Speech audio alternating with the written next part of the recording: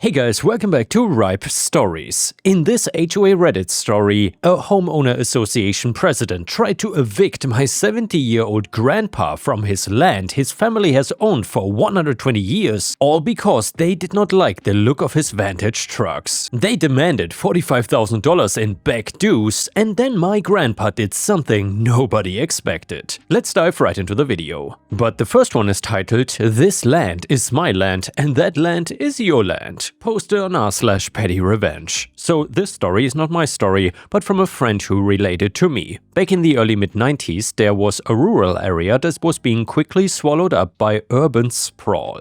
There was a new large name brand hotel being built next to a farm owned by my contact's friend. The farmer continued working his land as his hotel progressed at a rapid pace. Now, as I was told one day, the farmer walked up to the edge of the site and started a conversation with the foreman. The farmer says to the foreman, "That's a nice hotel you are building me." The foreman looks at the farmer puzzled and says that the hotel belongs to such and such hotel chain. The farmer tells the foreman, "Nope, it is mine, you're on my land." Turns out the survey crew screwed up and they were indeed on his land. The farmer waited until they were far enough along that they had to either eat the cost of tearing it down or pay him whatever he was asking for that piece of field. They paid him, again, not my story, but my friend who was a buddy of this farmer. I still get a chuckle of this story. And yeah guys, if you enjoy these malicious compliance/revenge farmer stories, then please don't forget to like the video and leave me a comment because that would be very much appreciated. The next one is the title story, which is titled r/pro revenge. HOA put a lien on grandpa's 120-year-old ranch and towed his pickups. So here's the background to the story. My grandpa, who we will call Grams, is 78 years old and has lived on the same property since he was born. Literally, his parents built the original ranch in 1905, back when this whole area was nothing but cattle ranches and dirt roads. The property is about 45 acres of gorgeous rolling hills with a couple of outbuildings, a restored barn, and Grams' pride and joy, his collection of vintage pickup trucks from the 1950s through the 1970s. Now, I need to stress something important here. These are not junkers, these are meticulously restored classic vehicles worth serious money. Grams has a 1952 Chevy 3100 that is worth about $65,000, a 1967 Ford F100 in mint condition worth around $45K, and a 1971 Chevrolet C10 that he restored himself worth about $35K, and a couple of project trucks he's been working on. The man knows his trucks and more importantly, he knows his land. Why does he know his land so well? Because Grandpa retired from the county surveyor's office about 18 years ago after working there for 40 years. The man literally spent 4 decades measuring and mapping every inch of this county. He knows property lines like most people know their own phone number. About 15 years ago, a developer bought the large parcel of land adjacent to Grandpa's property. They built one of those ugly generic subdivisions with about 50 homes, a community pool, a clubhouse, and a fancy playground area. They formed an HOA, and for a while things were fine. Grandpa kept to himself, worked on his trucks, tended to his small cattle operation, and generally lived the peaceful retired life he had earned. But then Jacob showed up. Jacob became the HOA president about 5 years ago, and from what I've gathered, he had been a nightmare ever since. So this guy is a retired real estate attorney in his early 60s who apparently missed the thrill of intimidating people with legal threats. He ran the HOA like his personal fiefdom, issuing fines left and right, sending threatening letters over minor infractions, and generally making everyone's life miserable. But his real obsession? Grandpa's property. See, some of the homes in the development have a view of Grandpa's ranch. And Jacob decided that Grandpa's trucks visible from those homes were a so-called eyesore that was bringing down property values. Never mind that the ranch existed for over a century before any of these homes were built, and never mind that Grandpa's trucks are worth more than some of those homeowners' cars. Either way, Jacob wanted them gone. Now I should mention that I'm 34 and live about 2 hours away. I try to visit Grandpa at least once a month, more often since Grandma passed 3 years ago. Then about 8 months ago, I showed up for my usual weekend visit and found Grandpa sitting on his porch looking more agitated than I'd ever seen him before. "What's wrong?" I asked. He handed me a stack of papers. There were letters from the HOA claiming that Grandpa's property line may extend into HOA territory and therefore he was subject to HOA rules. The letters demanded that he remove all inoperable vehicles from his property within 30 days, paint his fence white to match the community standards, and remove his cattle operation due to so-called agricultural nuisance complaints, and pay $45,000 in back dues for the past 15 years of HOA membership. I almost choked on my coffee reading this nonsense. "Grandpa, you're not in their HOA," I said, stating what I thought was obvious.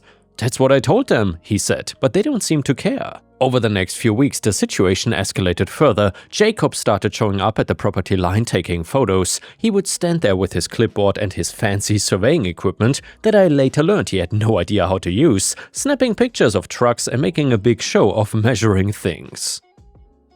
Grandpa tried to talk to him a couple times, but Jacob would just wave his hand dismissively and say things like, "You'll be hearing from our attorneys." Grandpa, being the stubborn old man he is, ignored the whole thing. He figured it was just all bluster and eventually they would get bored and move on. But he was wrong. About 6 months ago, I got a frantic call from Grandpa. He had come home from a doctor's appointment to find that 3 of his trucks were gone, just gone. The 1952 Chevy, the 1967 Ford, and the 1971 C10 had all been towed away. In their place was a notice from the HOA stating that the vehicles had been removed due to violation of community standards and were being held at an impound lot pending payment of outstanding HOA dues and towing fees. The impound fees alone were $8,500 combined with the supposed $45,000 in back dues they claimed my grandpa owed them. They were demanding over $53,000 in total. I drove up that same day, and when I got there, Grandpa was pacing in his living room with a look in his eyes that I'd never seen before. It was not just anger, it was determination. The kind of determination that told me Jacob had severely underestimated who he was messing with here. "They think they can take my trucks," Grandpa said, shaking his head.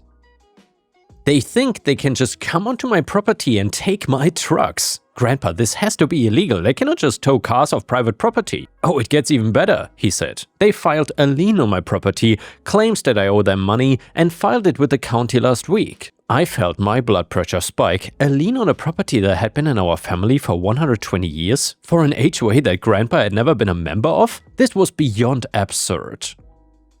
"We need to call a lawyer," I said. Grandpa just smiled, that slow, knowing smile that I'd seen him give 1,000 times before. "We will call a lawyer," he said, "but first, I've gotta do some homework." See, here's where things get really interesting. Remember how I mentioned in the beginning that Grandpa worked for the county surveyor office for 40 years? Well, when he retired, he didn't exactly walk away empty-handed. Over his career, he had accumulated his own personal archive of survey maps, property records, historical documents related to the county, and so on, all property obtained through public records, of course, but meticulously organized in a way that only a career surveyor could manage. More importantly, Grandpa had the original land grant documents from 1905 when his father purchased the property, and even more crucially, he had personally surveyed this exact area back in the 1970s when the county updated its records. He remembered every single detail about where his property lines fell. Over the next week, Grandpa went full detective mode.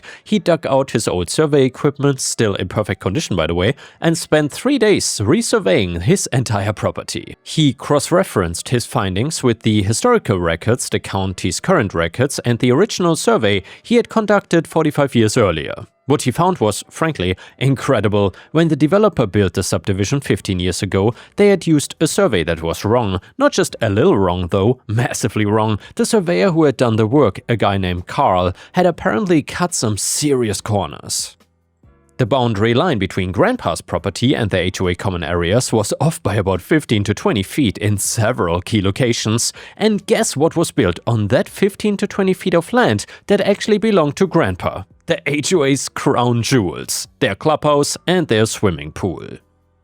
Their $250,000 playground they'd installed just 2 years ago, all of it was sitting on Grandpa's property. Land that the HOA had been using for 15 years without permission or payment. But wait, it gets even better. When Grandpa started digging into how this survey error actually happened, he discovered something interesting. The surveyor who had done the work, Carl, was Jacob's brother-in-law. Small world, right? Now, I'm not saying there was intentional fraud involved. Maybe Carl was just incompetent. Maybe it was an honest mistake. But the optics were not great for Jacob, especially considering he had been using this faulty survey as the basis for his claims that Grandpa's property extended into HOA territory. In reality, it was the exact opposite. The HOA's property extended into Grandpa's land. Armed with this information, Grandpa and I sat down and made a plan. We were not just gonna fix this problem, we were gonna make Jacob regret ever looking in Grandpa's direction. Step 1 was hiring a lawyer. We found a real estate attorney in the county seat who specialized in property disputes. He looked over everything Grandpa had compiled and his eyes went wide. He said he had never seen such a well-documented case in his 20 years of practice. Step 2 was getting an independent survey done by a licensed surveyor with no connection to anyone involved. This cost us about $3,500, but it was worth every penny. The independent surveyor confirmed exactly what Grandpa had found. The boundary line had been incorrectly surveyed and approximately 2,300 square feet of HOA common areas was actually on Grandpa's property. Step 3 was filing a quiet title action to officially establish the property boundary. This is a legal process where a court determines who actually owns disputed land. Given the documentation Grandpa had, our lawyer was confident it would be straightforward. Step 4 was the fun part. While the quiet title action was proceeding, our lawyer sent a letter to the HOA and Jacob personally. The letter laid out the survey discrepancy and noted that the HOA had been using Grandpa's property without permission for 15 years. It calculated a reasonable rental rate for commercial use of the land based on comparable rates in the area and demanded back rent totaling approximately $275,000. It also demanded the immediate removal of the illegally filed lien and the immediate return of the trucks with all impound fees paid for by the HOA. The letter gave them 14 days to respond. I would have loved to be a fly on the wall when Jacob read that letter. According to our lawyer, Jacob's attorney called within 2 hours sputtering and threatening countersuits. Our lawyer calmly suggested they review the documentation which was attached to the letter and call back when they were ready to have a productive conversation. The documentation was actually damning. Grandpa had included copies of the original 1905 land grant, his 1970s survey with county certification stamps, and the independent surveyor's recent report and side-by-side comparison showing exactly how Carl's survey had been wrong. They called back the next day and the tone was very different now. Now, I need to explain something about how HOAs work in this situation. The individual homeowners in the development, they didn't do anything wrong. They bought their homes in good faith, trusting that the developer and the HOA had done everything correctly. The people responsible for this mess were the developer, the surveyor, Carl, and arguably the HOA board under Jacob's leadership for pursuing aggressive action against Grandpa based on a faulty survey. Our lawyer made it clear that we were not interested in going after the individual homeowners, we just wanted 3 things. The lien removed, the trucks returned with all fees covered, and compensation for the use of Grandpa's land. How the HOA obtained that compensation was their problem. The negotiations took about 2 months. During that time, word got out to the HOA members about what was happening. Remember, Jacob had been sending those threatening letters to Grandpa on official HOA stationery, spending HOA money on surveying equipment and legal consultations, all based on his overconfident assertions that Grandpa was the one encroaching on HOA property. Now, the homeowners were learning that not only was Jacob wrong, but his actions had potentially exposed the HOA to massive liability. Their beautiful community pool sitting on someone else's land. Their clubhouse where they held their monthly meetings, someone else's property too. The playground their kids used every day, you guessed it. The emergency HOA meeting was, from what I heard secondhand, absolutely legendary. Jacob tried to defend himself, claiming he had been acting in the community's best interests, but homeowners were not having it. They had seen the documentation and they knew that Jacob's brother-in-law had done the original survey. They knew that Jacob had pushed forward with aggressive legal action without doing proper due diligence, and Jacob was removed as HOA president in a vote that I'm told was not even close. But that was just the beginning of his problems. See, several homeowners were so angry that they started looking into Jacob's other activities as HOA president, and what they found was not pretty. There were questionable expenditures, contracts awarded to friends and family, and a general pattern of self-dealing that had apparently been going on for years. A group of homeowners ended up suing Jacob personally for breach of fiduciary duty. Meanwhile, our quiet title action was resolved in Grandpa's favor. The court confirmed that the property boundary was exactly where Grandpa said it was, and that 2,300 square feet of HOA common area was actually his property. This left the HOA in a terrible position. They had three options. They could relocate their facilities off Grandpa's land, which would cost millions of dollars, and requiring tearing down the clubhouse, the pool, and the playground. And they could purchase their land from Grandpa at whatever price he said. Or they could negotiate an easement allowing them to continue using the land in exchange for payment. They chose option 3. After considerable negotiation, we reached a settlement with them. The HOA would pay Grandpa a lump sum of $185,000 for past use of the land. They would pay an annual easement fee of $12,000 going forward. The lien was then removed immediately. The trucks were returned with all fees paid, plus an additional $15,000 for inconvenience and emotional distress. The settlement also included a clause requiring the HOA to issue a written apology to Grandpa acknowledging that he had never been a member of the HOA and that the actions taken against him were improper. The total payout to Grandpa was just over $200,000 plus the annual easement payments going forward. But wait, there's even more. Remember Carl, the brother-in-law surveyor who did the faulty original survey? It turns out his errors didn't stop with Grandpa's property. Once this whole mess came to light, several other property owners in the area started questioning their surveys. At least 2 other significant boundary errors were discovered, leading to complaints filed against Carl with the state licensing board. Last I heard, Carl's surveying license is under review. He may or may not lose it, but either way, his professional reputation is pretty much destroyed. Nobody in this county is gonna hire a surveyor whose work has been publicly shown to be inaccurate. As for Jacob, the personal lawsuit from the homeowners is still ongoing. However, his reputation in the community is completely destroyed. His wife, Carl's sister, is apparently furious with him for dragging her brother into this mess. And the last time Grandpa drove past Jacob's house, he noticed a for sale sign in the yard. Couldn't have happened to a nicer guy. Now I know, some of you might be thinking that $200K seems like a lot, but honestly, Grandpa could have pushed for more probably. The original calculation of back rent was $275,000, and that didn't even include the value of the land itself if he had forced them to buy it outright. But then again, Grandpa did not want to bankrupt the HOA or punish regular homeowners who had done nothing wrong. He just wanted to be left alone and compensated fairly for what he had been put through. Besides, he had other priorities. Remember those trucks that got towed? When they were returned, Grandpa inspected them thoroughly. And yeah, the 1967 Ford had a small scratch on the front bumper that had not been there before. The 1971 C10 was missing a mirror somehow, minor stuff, but it still annoyed him. So what did Grandpa do with the settlement money? First, he got those trucks professionally detailed and touched up. Then he bought 2 more vintage trucks to add to his collection, a gorgeous 1954 Ford F100 and a 1969 Chevrolet C10 stepside, both in beautiful condition, both visible from the road, but the best part of it all? He built a brand new display area on the section of his property closest to HOA boundary, a nice gravel pad with some decorative fencing around it, where he could park his trucks in a neat row. It's technically within all zoning regulations and setback requirements because of course Grandpa checked it, and every single truck is now visible from the HOA common areas. So every time those homeowners use their pool or their clubhouse or their playground, they can look over and see Grandpa's beautiful vintage trucks lined up like a museum exhibit.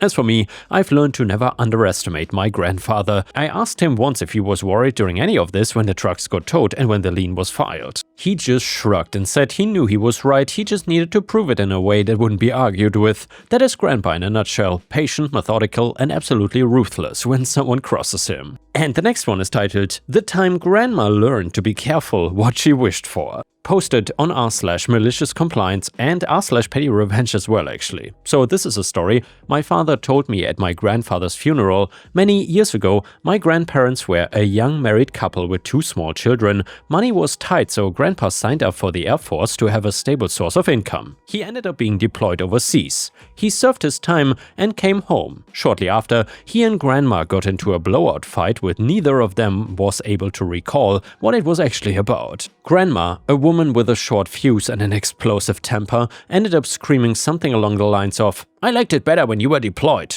Without another word, Grandpa stormed off to the nearest recruitment center and signed up for the army. And yeah guys, that's certainly a man of his word. Never underestimate Grandpa. And the next one is a malicious compliance story which is titled Grandpa and the Dead Man's Land. So this happened when I was about 10 years old. My grandpa used to take care of one of his uncles. This man was in his late 70s, and due to an accident involving a machete and a huge blood loss, he was handicapped for life. He was not able to communicate or take care of himself, so my grandpa took the matter on his hands and took care of him. He didn't live that far away, so every afternoon after Grandpa came from work, I went with him to visit the guy. He had a huge plot of land on a zone that lately became very urban and developed. After some time, Grandpa was not able to look after him anymore, so he decided to take him to a nursing home where he could get the medical attention he required. This was not cheap, and so he asked for his cousins to chip in some money for the expenses. All of them came with sob stories about poverty and BS, and no one gave a single coin. So my grandpa took the expense and paid from his own pocket. Well, not surprisingly, a couple years later the man died, and my grandpa buried him, again with his own money. Suddenly, all his sons, about 4 people, came to my grandpa asking about the land and what he will do with it. They reclaimed that the land was for them as directly successors, and my grandpa had nothing to do about it.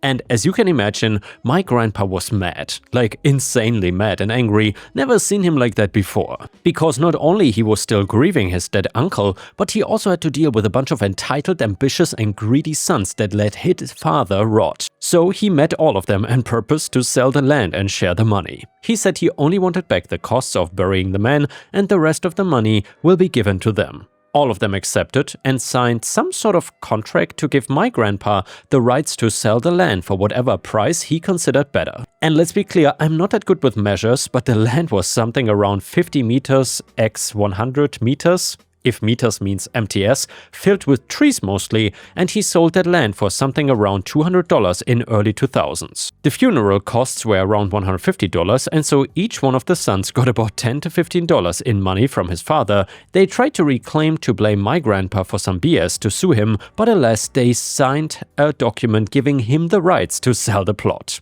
Now there's a beautiful housing project in the plot. Sadly, they cut down all the trees where I used to play and pick fruit, and we have never seen again the greedy sons for good. My grandpa is a good man, never wanted the land, he just wanted his uncle to rest in peace. And yeah guys, thank you for watching, I will see you again tomorrow.